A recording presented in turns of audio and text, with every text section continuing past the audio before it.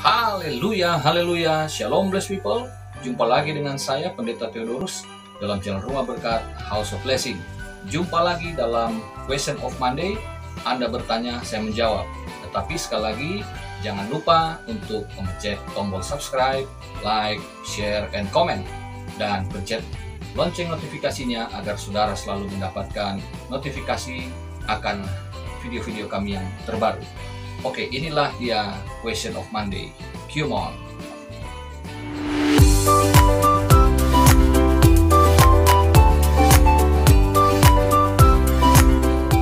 Nah, Come on kali ini, karena ini seputar Natal, ada satu pertanyaan yang klasik sebetulnya ya.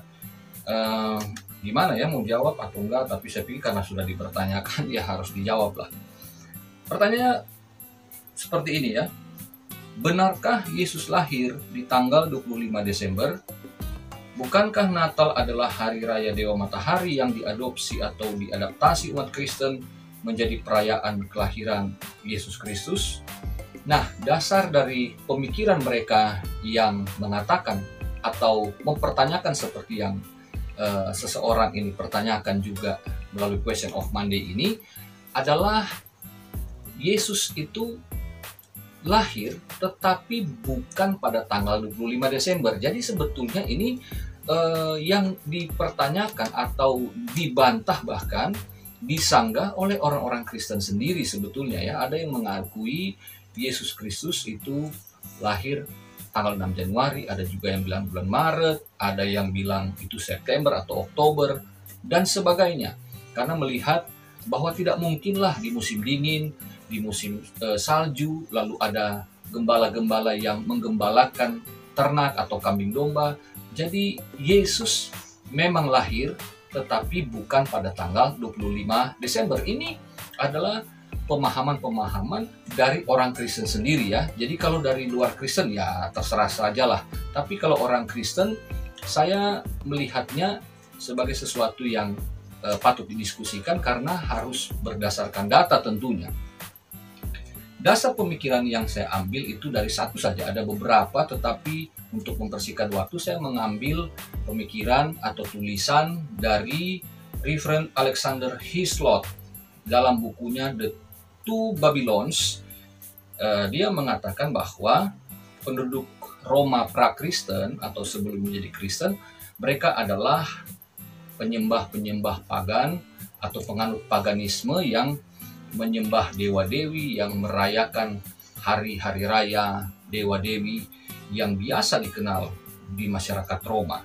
Nah, mereka ini penganut paganisme Babylon yang kemudian hari-hari raya utama itu diadaptasi ke dalam perayaan hari kelahiran Tuhan Yesus.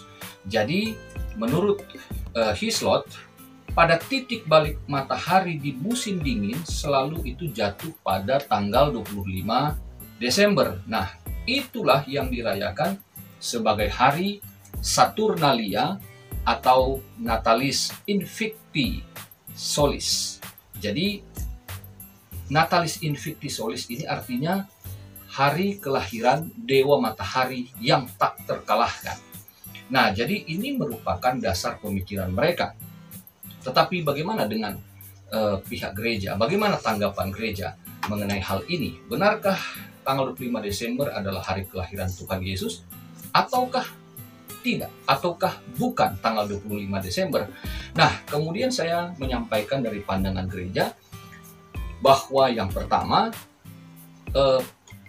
teori mengenai tanggal 25 Desember adalah merupakan adaptasi hari raya daripada Natalis Invicti Solis.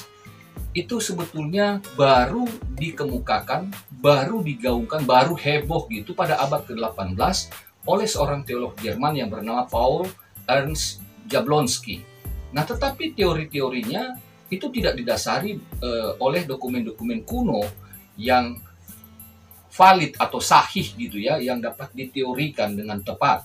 Jadi ya gereja pada saat itu ya sebenarnya sampai kini pun santuy aja dengan teori-teori seperti ini pada dasarnya. Kemudian gereja itu memiliki gereja-gereja khususnya yang seperti Roma Katolik ya, mereka mempunyai dokumen-dokumen kuno, atau di gereja Koptik Mesir atau di gereja-gereja Ortodoks, mereka mempunyai dokumen-dokumen kuno yang memberikan penafsiran, khususnya dalam gereja Roma itu menafsirkan Hagai pasal 2 ayat 18 dan 19, yaitu tanggal 24 bulan ke-9 kalender Yahudi, yaitu bulan Kislev, itu sama dengan tanggal 25 Desember menurut kalender Gregorian. Jadi menurut gereja bahwa apa yang disampaikan Hagai itu merupakan penanggalan kelahiran dari Tuhan Yesus. Yang ketiga, teori bahwa tidak mungkin ada gembala yang menggembalakan ternak atau kambing domba di musim dingin, ya, apalagi bersalju. Namun teori ini sebetulnya dapat dipatahkan menurut Lukas pasal 2 ayat yang ke-8.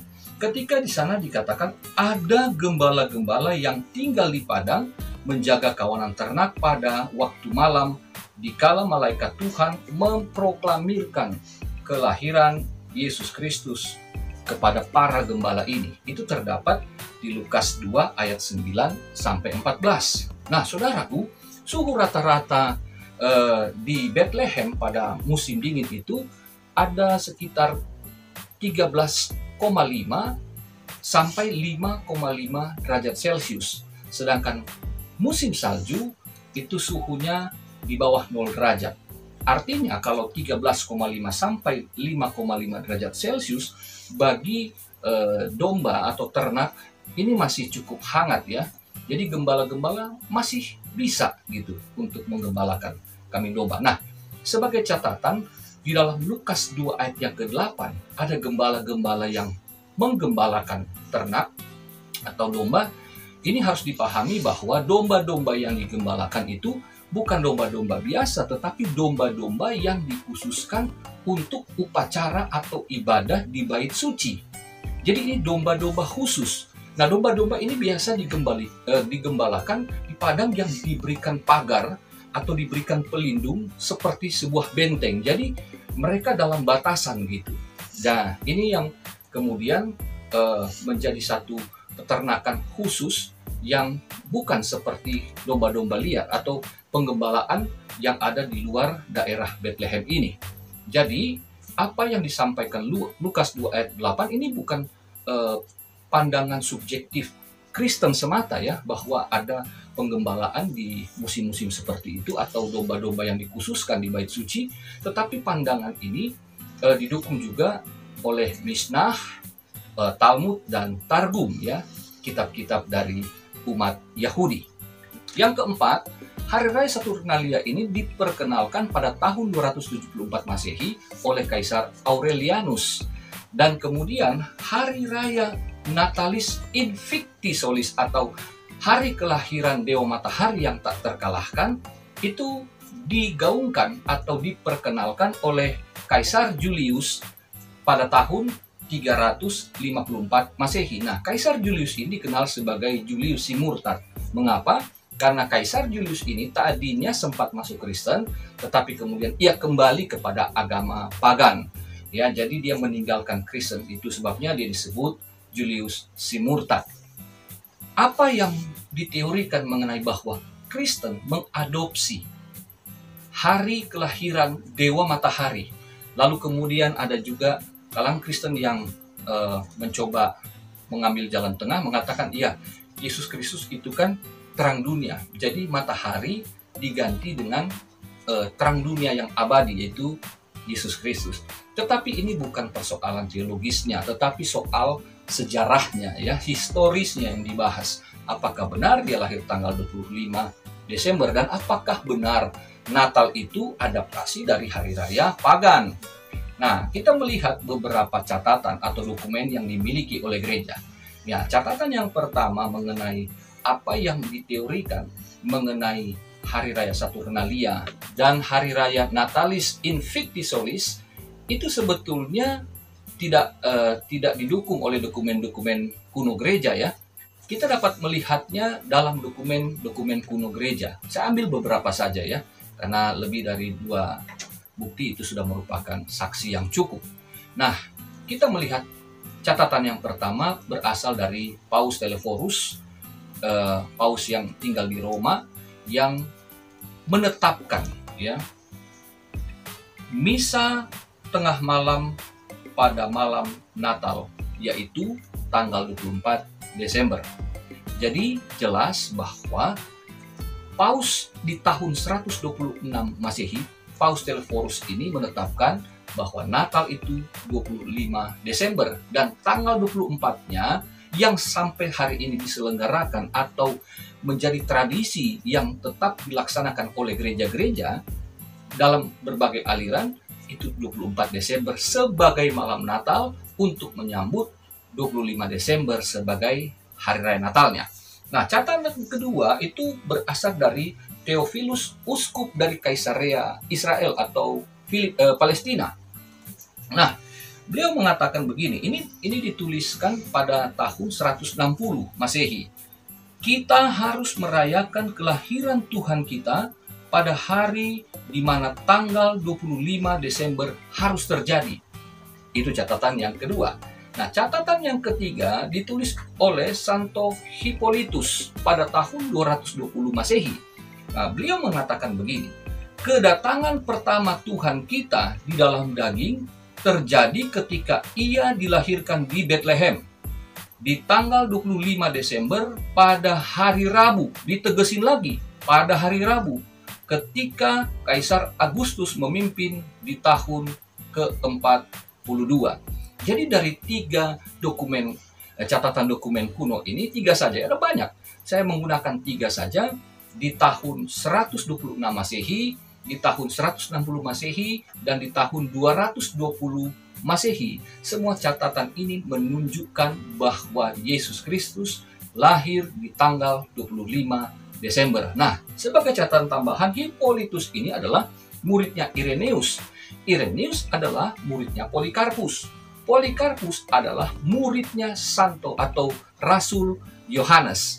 Rasul Yohanes murid langsung daripada Tuhan Yesus. Jadi ini satu pemahaman yang diberikan secara valid, karena ini dari garis lurus yang secara langsung turun-temurun.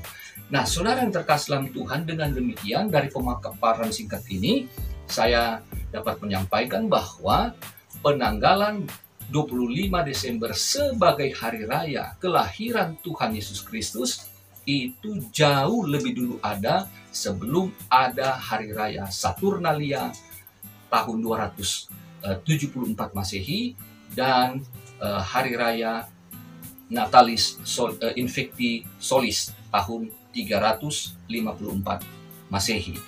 Jadi nggak usah ragu kalau orang Kristen. Ya, tapi kalau saudara yang meragukan tanggal ini, saudara orang Kristen, ya silakan saja. Ya, saudara mau rayakan di hari berapa, tanggal berapa saja, ya silakan saja ya. Itu tidak mengurangi persaudaraan kita dalam iman. Saudara tetap dapat menjalani kehidupan Kristiani dengan penuh sukacita. Selamat Hari Natal. Tuhan Yesus memberkati. Sampai jumpa di kehidupan berikutnya. Haleluya, blessed people.